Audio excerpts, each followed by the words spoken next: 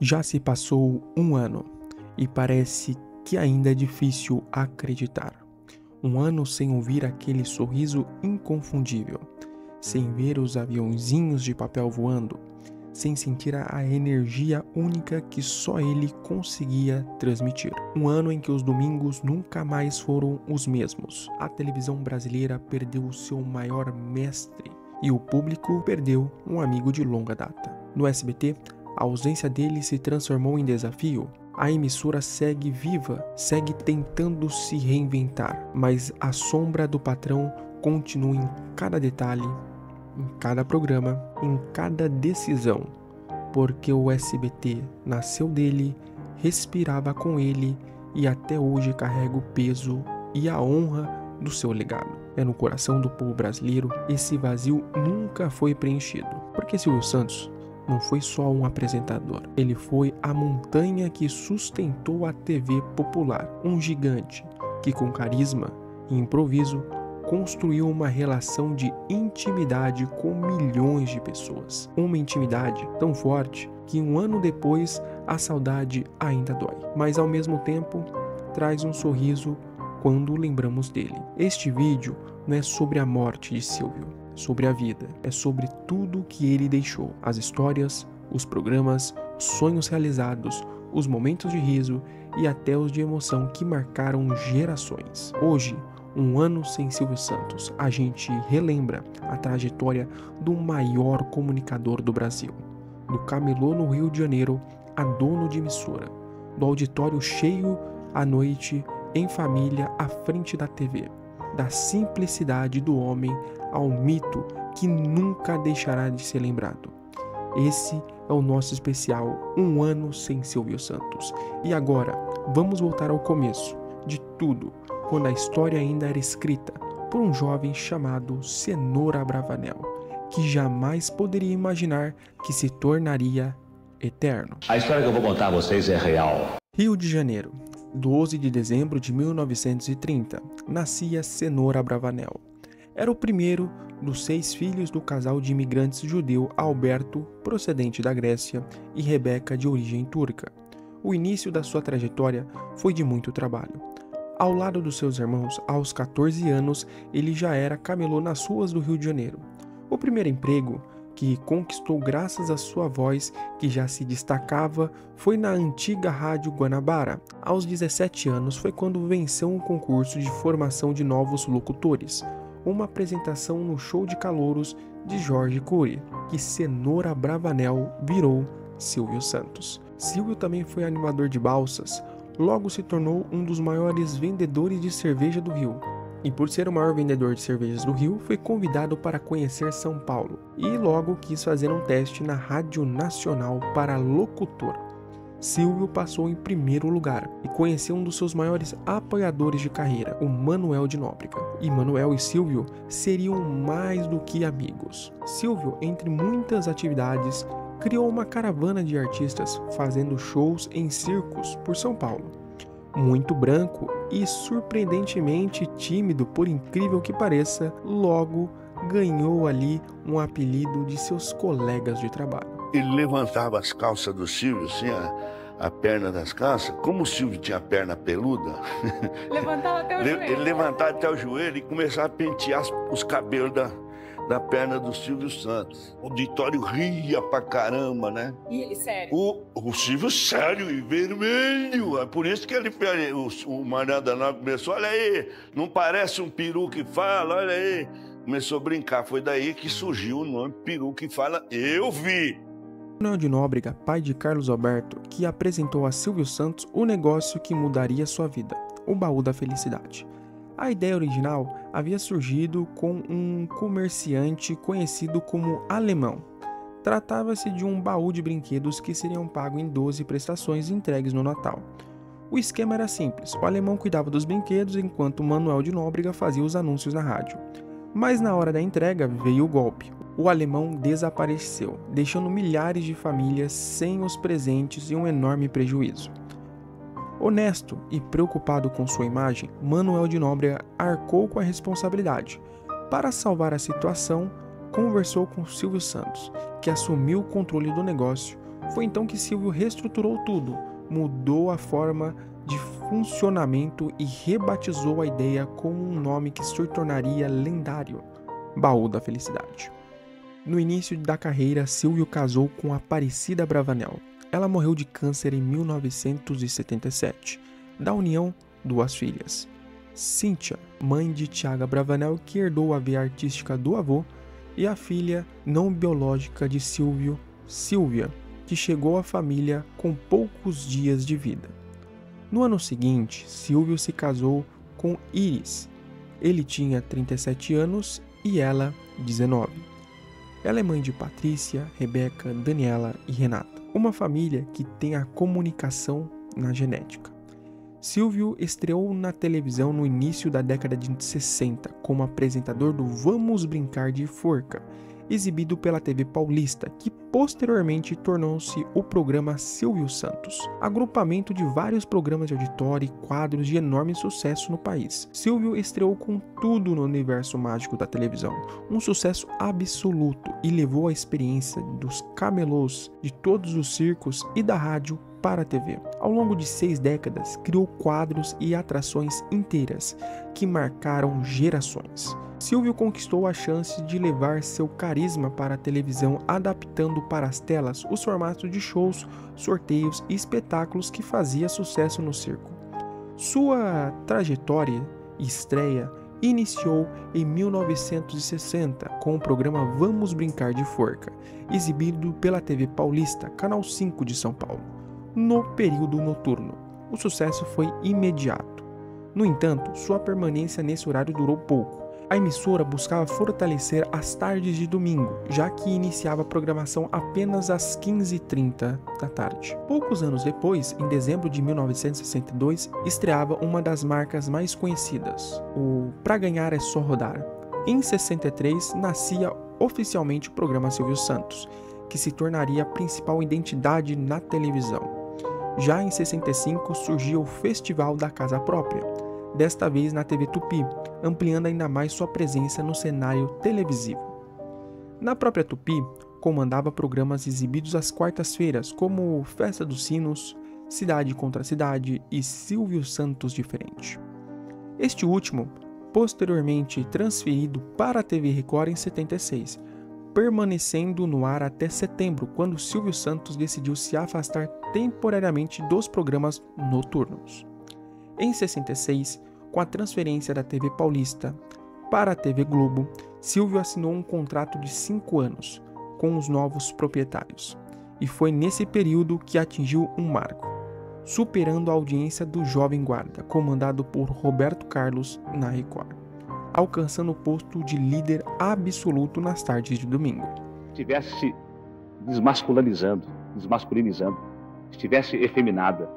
Olha, desde quando a roupa, desde quando os colares, desde quando os anéis desmasculinizam o homem? Em 69, a Rede Globo passou a transmitir o programa Silvio Santos também para o público do Rio de Janeiro, ampliando ainda mais o alcance da sua atração, que já era líder absoluto de audiência em São Paulo. Não era a primeira vez que Silvio Santos aparecia na TV Carioca. Em 64, ele já havia comandado As Revelações Que Bom, exibido pela TV Rio, numa espécie de ensaio para a futura projeção nacional. A partir de 71, o programa ganhou um novo prestígio, o quadro Troféu Imprensa, e que posteriormente se tornaria uma atração anual na TV brasileira. Poucos anos depois, em 74, Silvio deu mais um passo ousado e inaugurou os estúdios Silvio Santos Cinema e Televisão Ilimitada, instalada na antiga sede da TV Excelsior. O espaço se tornou a base da produção de seus programas e também de comerciais de TV e coberturas jornalísticas, consolidando a estrutura que sustentaria o crescimento do seu império na comunicação. Na década de 60, quando a TV Globo assumiu o controle da TV Paulista, a emissora que era empregadora de Silvio, o apresentador deveria se adequar aos novos formatos de programas da TV Globo. Silvio Santos foi obrigado a se adequar à nova programação e o apresentador não gostou nada disso. Eu não nasci dono de televisão. Eu fui dono de televisão porque os donos de televisão fecharam as portas para mim. E eu então, quando Se fecha uma porta, Deus abre uma janela. Na década de 70, ele começou uma nova empreitada. Queria ter o seu próprio canal de televisão. Silvio passou a lutar por uma concessão. Começava a surgir aí o grande empresário. Em 1970, a TV Globo passou por uma transformação total sob o comando de Boni. Eles implementaram um novo padrão de qualidade, investindo pesado em cinema, esporte, jornalismo e novela, enquanto eliminavam programas independentes da grade. Nesse cenário, o programa Silvio Santos parecia destoar da linha editorial que a emissora buscava. Em 72, Silvio Santos chegou a cogitar sair da Globo, porém foi convencido a permanecer após uma conversa com o próprio Roberto Marinho, que renovou seu contrato por mais 4 anos. Ao mesmo tempo, Silvio Santos já alimentava um sonho maior, de ter a sua própria emissora de televisão. O problema é que o contrato com a Globo o impedia de ser sócio em qualquer outro canal. Por contornar essa barreira, entrou em cena o empresário Dermeval Gonçalves, um amigo próximo de Silvio. Ele articulou com Joaquim Sintra para que este emprestasse o seu nome na compra das ações da TV Record, garantindo que Silvio continuasse presente na televisão paulista até o fim do seu vínculo com a Globo. O acordo foi mantido em sigilo absoluto, até o último momento. Cumprindo aquilo que eu e a família Carvalho prometemos a Vossa Excelência, temos desenvolvido intenso trabalho de reaparelhamento e expansão da Record, fato de que é testemunho a inauguração deste transmissor de 25 kW, um dos mais modernos fabricados pela RCA Victor. Esse era apenas a primeira etapa. O verdadeiro rumo à independência viria com a abertura das concorrências para o Canal 11 do Rio de Janeiro. Em 22 de dezembro de 75, o presidente Ernesto Gersel assinou o decreto que concedia a Silvio Santos a frequência do Canal 11 do Rio de Janeiro. A cerimônia em Brasília contou com a presença de Silvio e de seu grande amigo Manuel de Nóbrega, que chegou a ser cogitado como diretor superintendente da nova emissora. Infelizmente, Manuel faleceu em março de 76, vítima de um câncer, antes de ver o projeto sair do papel. Com a concessão em mãos, Silvio precisava colocar a emissora no ar rapidamente. Ele chegou a comprar equipamentos nos Estados Unidos, mas logo se interessou pelo leilão da massa falida da TV Continental. Entre os itens disponíveis estava a torre de transmissão. Silvio arrematou o material e logo a imprensa noticiou que o apresentador havia comprado sucata. No entanto, descobriu-se que os equipamentos da Continental estavam em perfeito estado e, melhor ainda, preparados para transmitir em cores. Um dos desejos do senhor ministro das Comunicações era que o Canal 11 fosse instalado rapidamente. E este desejo era uma necessidade minha e de toda uma classe. Eu parti para os Estados Unidos e fiz um investimento de 60 milhões de cruzeiros que vou pagar em 5 anos. Disse que queria todo o material pronto em 90 dias. E os diretores das duas empresas deram risada. Não acreditaram. Graças a esse movimento ousado, em 14 de maio de 76 nascia a TVS Rio de Janeiro. Oficialmente com uma programação composta por séries e filmes, com pouco tempo depois, em 1º de agosto de 76, já desligado da TV Globo, Silvio levou seu programa dominical para o novo canal. O mesmo ano também marcou a formalização da compra de 50% das ações da TV Record, fazendo com que o programa Silvio Santos fosse transmitido simultaneamente pela Tupi, Record e a própria TVS, um feito inédito para um apresentador brasileiro. Em 1977, Silvio Santos entrou no mercado das telenovelas, quando seu estúdio produziu a novela O Espantalho, sendo exibida na TVS e na Record TV. Silvio seguiu na Rede Tupi até o fechamento definitivo da emissora. Em 16 de julho de 1980, seu contrato previa uma cláusula que o liberava em caso de situações excepcionais, o que lhe abriu caminho para disputar as concessões dos canais caçados. Na licitação, Silvio enfrentou grupos como Abril, Bloch e Paulo Abreu, mas contou com apoio popular. reforçado por uma pesquisa do Ibope publicada em outubro de 1980 e com as articulações políticas, incluindo conversas com a primeira-dama Dulce Figueiredo. Em 1981, saiu o vencedor do Canal 4 de São Paulo, enquanto o Grupo Bloch ficou com a outra concessão, criando a Rede Manchete. Para lançar a nova emissora, Silvio reaproveitou ex-funcionários da TV Tupi, mas evitou usar seus equipamentos para não herdar dívidas. Optou por transmissores importados e pela torre da TV Record. Em 19 de agosto de 1981, às 9h30, entrava ao ar a TVS São Paulo, unindo a TVS Rio e formando a base do SBT. A estreia trouxe a assinatura da concessão e programas como O Povo na TV, Bozo, além de desenhos como Tom e Jerry, Pica-Pau e Pernalonga. Em 1988, ele anunciou que iria se candidatar à Prefeitura de São Paulo, mas isso não se realizou. Mas o passo político seria ainda maior na sua carreira, pois no ano seguinte se lançou a candidato a presidente da República. Tenha um salário mínimo condigno. Estes são os meus objetivos. Vou me cercar de homens, sejam de que partidos forem, não importa. Mas terão que ser homens que pensem como eu. Possamos fazer deste país um país mais próspero e deste povo um povo que tenha melhores condições de vida. Dias antes da eleição, ele teve a candidatura impugnada pelo Tribunal Superior Eleitoral, porque o registro do partido estava com problemas. Em 1991, Silvio Santos lançou um dos seus maiores sucessos, o Topa Tudo por Dinheiro, com brincadeiras de auditório, câmeras escondidas que logo conquistaram o público e lideraram a audiência. O programa chegou a ser investigado pelo Banco Central, porque Silvio atirava notas de dinheiro em forma de avião no auditório, mas a acusação não prosperou. No mesmo ano, Silvio Santos também lançou a telecena pela Liderança Capitalização, um outro grande êxito do grupo Silvio Santos. O título de capitalização gerou filas nos Correios. Em 93, já havia rendido cerca de 40 milhões de dólares anuais ao empresário. O programa Silvio Santos entrou para o livro dos recordes em 1993, como a atração mais duradoura da televisão em todo o mundo. Diante da grande plateia, Silvio nunca demonstrou temor algum. Exibiu sim seu magnetismo, controle e habilidades de um mestre da comunicação. Uma referência até hoje na comunicação com grandes massas. Em 1998, Silvio Santos lançou o Teleton ao lado de Hebe Camargo. O SBT passou a dedicar anualmente o dia inteiro da sua programação para arrecadar doações à AACD. O evento se tornou tradição, reunindo artistas de várias emissoras e grandes atrações musicais em prol da causa. No ano seguinte, 99, estreou o Show do Milhão, programa de perguntas e respostas que rapidamente alcançou a liderança da audiência nas noites do SBT.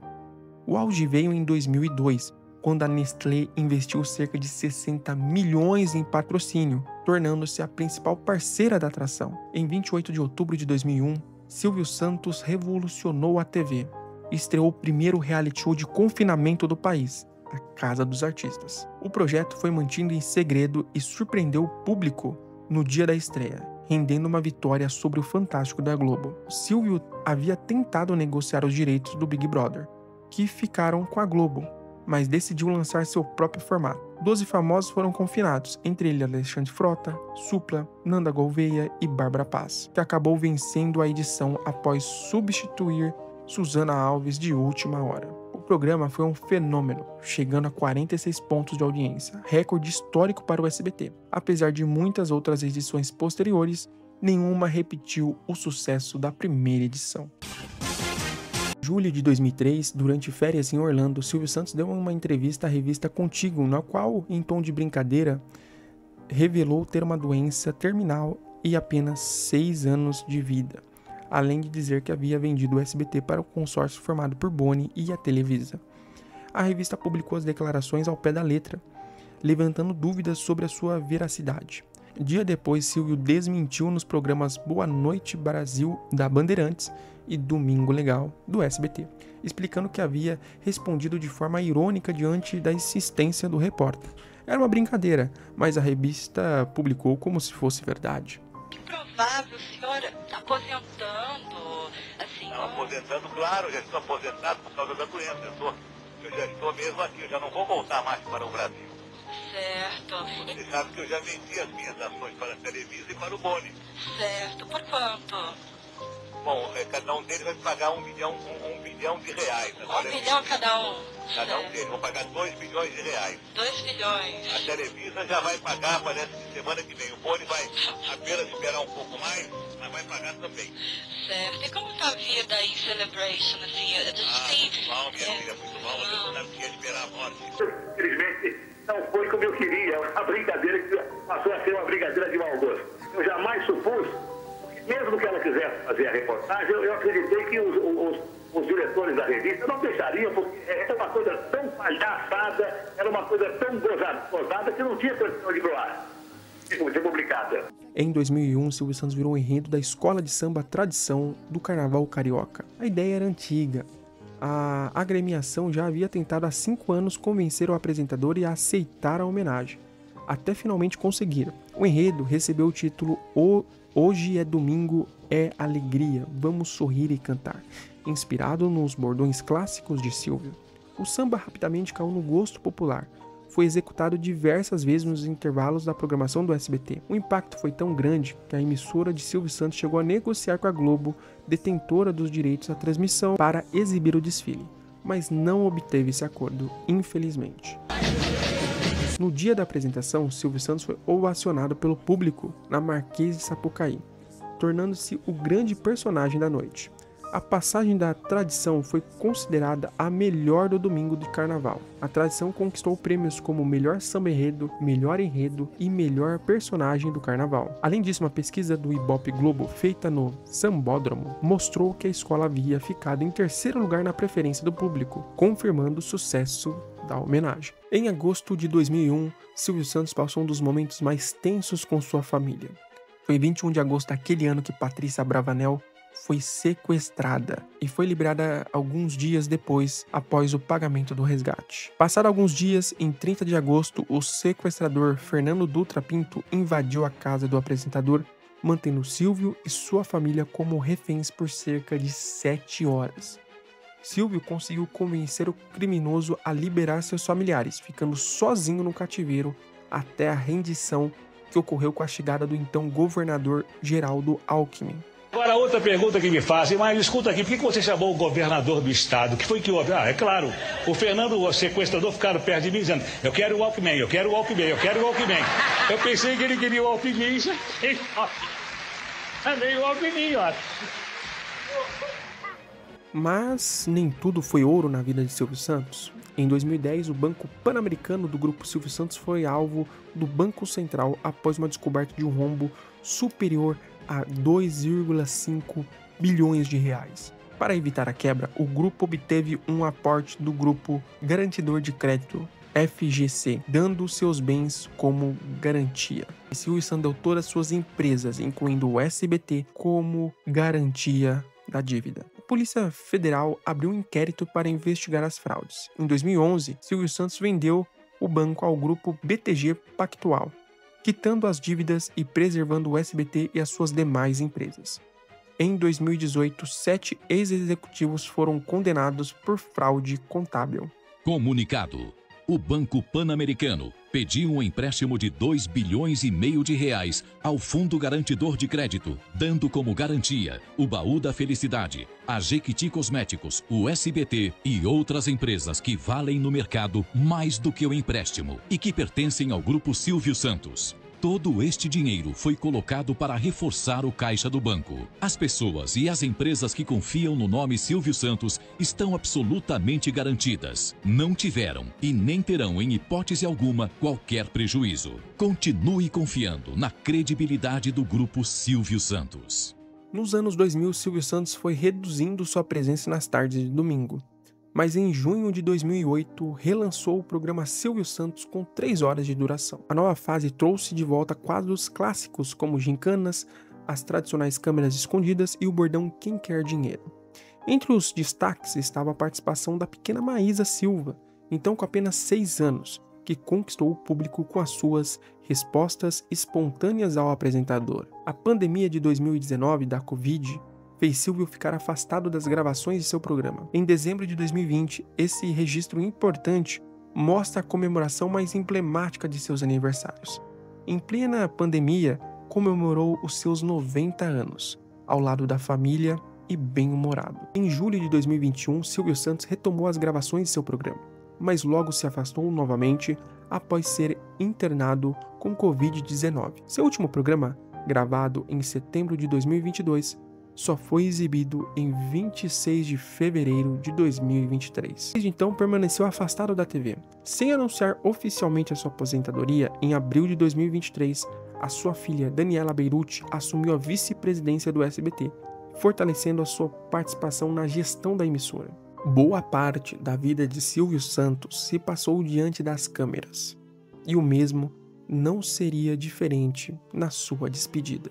Em 18 de julho de 2024, Silvio Santos foi internado no hospital em São Paulo para tratar de uma infecção de H1N1, recebendo alta 2 dias depois. No entanto, em 1º de agosto voltou a ser hospitalizado para novos exames e permaneceu internado. No dia 17 de agosto de 2024, Silvio Santos faleceu aos 93 anos de idade, vítima de broncopneumonia decorrente da infecção por H1N1. Silvio pediu que sua passagem não fosse explorada. Ficou estabelecido, tudo se resumiria a uma cerimônia restrita à sua família, amigos próximos, obedecendo às tradições judaicas. Ele gostaria de ser lembrado pela alegria que viveu. Durante o anúncio da morte de Silvio Santos, muitos esperavam que o SBT conduzisse imediatamente a cobertura. Porém, como disse a apresentadora Simone Queiroz naquele dia, era preciso administrar a própria dor antes de comunicar ao país. Nós interrompemos a nossa programação só agora, porque também estamos administrando a nossa dor, a dor da imensa família brasileira. E as homenagens do SBT seguiu as ordens e as orientações deixadas pelo próprio. Nada de tristeza excessiva ou exageros. A proposta era celebrar a sua vida, mantendo o espírito leve, alegre e divertido que sempre marcou a sua trajetória, ainda que a dor da perda fosse inevitável. E assim, a história de Silvio Santos segue viva na memória, na televisão e no coração de todos nós. Um homem que transformou sonhos em realidade, que reinventou a forma de fazer TV, que se tornou parte da família brasileira. Hoje, o Raves TV presta sua homenagem a esse ícone eterno. Silvio não foi apenas o apresentador, ele foi e sempre será a própria televisão brasileira. Silvio Santos, nosso respeito, nossa saudade e, acima de tudo, a nossa gratidão.